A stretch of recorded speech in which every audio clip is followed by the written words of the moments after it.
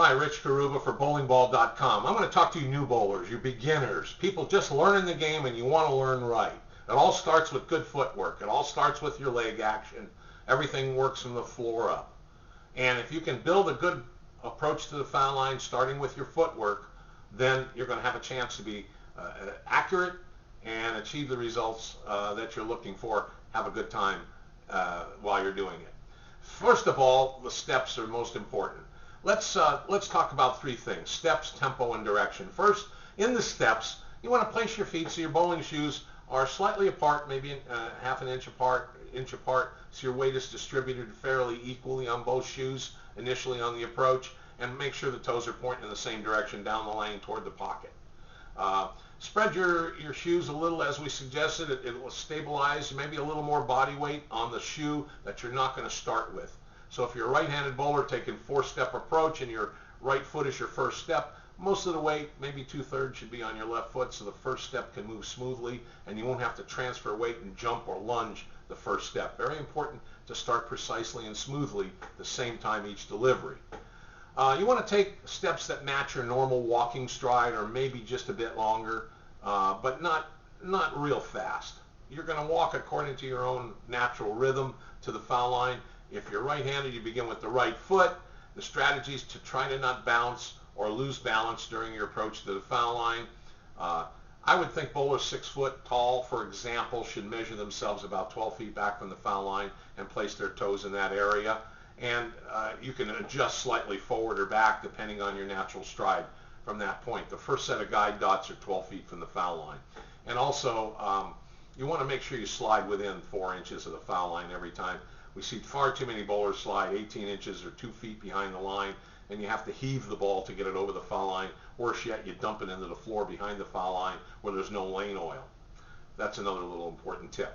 Let's talk about tempo next. The pace of your step should be a continuous movement toward the foul line to produce a smooth walking motion. And some bowlers are more rapid than others. It's okay, as long as the steps are taken uniform pace from each step. Then the swing will have enough time to match with your footwork. Actually, it'll be the other way around. Your feet will match with your swing. But we want the steps to be continuous, so the same elapsed time from approach to approach, so that swing can build the same tempo.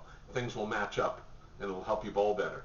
Use a slight heel-to-toe action on the first 3 steps, and then a smooth, uniform slide, so you prevent loss of balance with your last step. The slide step should glide into the approach evenly, maintaining the flex in your sliding leg, so the momentum built from the first steps can enable you to slide smoothly. Okay? You want to slide with good balance, and you want to be in good position to release the ball. So when you set up on the approach, flex your knees down slightly and maintain that flex so you're walking at the same elevation all the way to the foul line. Pretend like you're in your own bowling corridor and the ceiling is about 2 inches shorter than your height. So you have to get down slightly into an athletic posture and walk. If you're 5'10", you want to bowl at about 5'8" all the way through if you can, and maintain that flex in your knees so you can make a smooth slide. Now the direction is also very important, and it's an important key because it's accuracy and consistent approaches. We ask you to consider walking your line, and what that means is if you throw the ball pretty straight, maybe just a slight hook, wherever you position yourself on the approach, we recommend sliding in the same relative board when you arrive at the foul line. Try not to drift more than 2 inches one way or the other when you arrive at the foul line, either left or right. Now, the power players have to have a different swing path to allow the ball to swing out and hook back to the pocket. People who have a high rev rate and hook the ball a great deal, so their walk may change, and those are the people that it's important to consult coaches to make sure that you're using steps and a footwork pattern that allows your swing to align toward your target. But for you bowlers that are pretty straight direction players, walking a straight line to the foul line is really the best bet. Regardless of your position laterally on the approach for strikes or spares, a good goal is not to drift away from where you begin.